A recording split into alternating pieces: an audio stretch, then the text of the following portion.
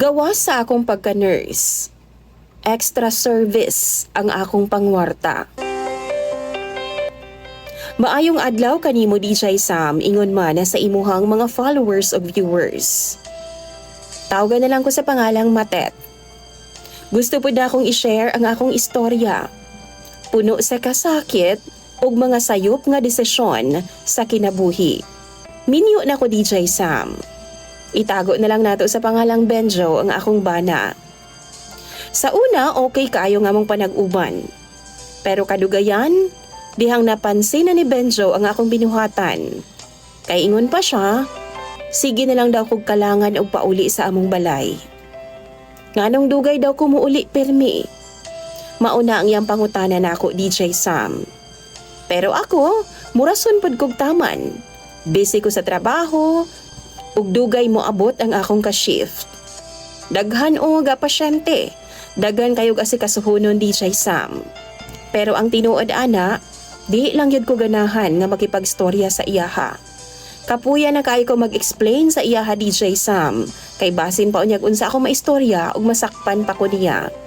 Pero ang hinungdan ana DJ Sam, nagsugod ang tanan, dihang usay ka adlaw, nagkita mi sa ako ang BFF nga tawgon na lang nato sa pangalang May. Dito ko niya gichikahan DJ Sam, nga na ako no siya nindot kayo nga raket. Si May Mangod, ang akong kasyera na sa mga problema na ako labi pa pinansyal. Ang akong partner Manggo DJ Sam, wala pa'y trabaho. Maunang magsipok yun ang akong ulo og hinuna-huna kung unsa ba nga akong ibayad sa mga balay ronon. Nagrenta pa mig balay, tapos nagsuporta pa ko sa akong mga ginikanan. Dito, gichikahan ko sa akong BFF DJ Sam, nga nindot ko no kaayo ang racket niya sa hospital. Dako ko no og kita, dali ra daw kaayo ang kwarta. Sa kalisod sa akong kahimtang ni adto nga time, nadanig yun ko og nisugot yun ko DJ Sam. Sa unang semana pa lang nako sa hospital DJ Sam, gisudayon ko niya sa usa ka kwarto. Kwarto daw kadto sa usa ka pasyente nga tubig-tubigan ko no. Natug ang pasyente DJ Sam, guwang na, nakatalikod ug naghigda. Giofera na ako siya og extra service. 500 pesos lang. Ug kalit siyang milingi. Apan perte na kong kurata DJ Sam. Shock kayo ko dihang paglingi, ako di ang lolo. Igsuon na sa ako ang lolo gyo DJ Sam. Naglibog yun ko unsay buhaton. Nahadlok yun kong taman. Maong nagpalusot na lang ko DJ Sam. Lo, nagbaligya bitaw mig ice cream sa ko mga amiga. Basin gusto ka. Mauna nga mong extra service lo. Ihatod na mo diri kung gusto ka.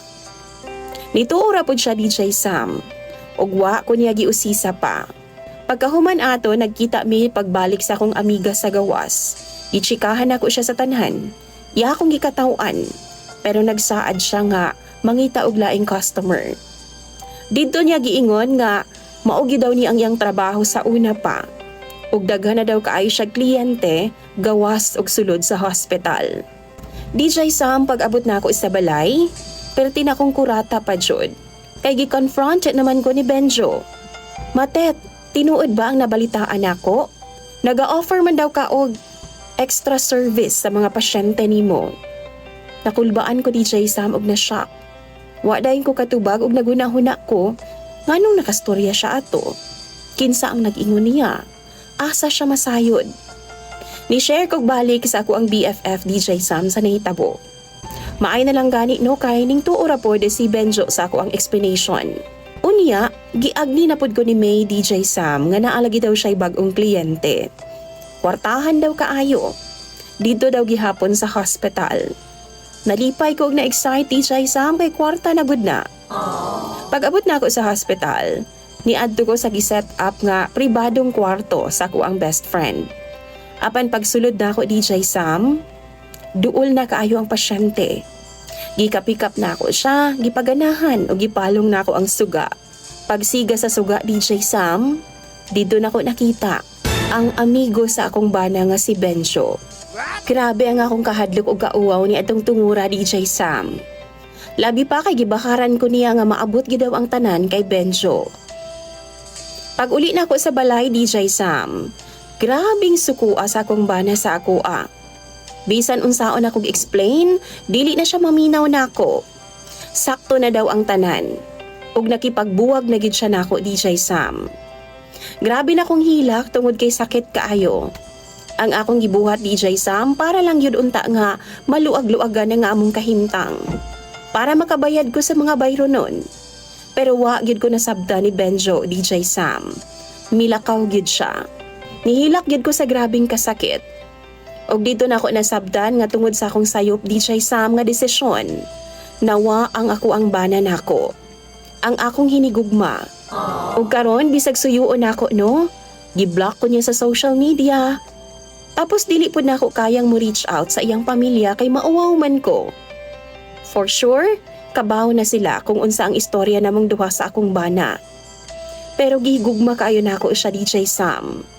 Maunang mangutana ko sa imong mga viewers. Unsa bay dapat nako nga buhaton?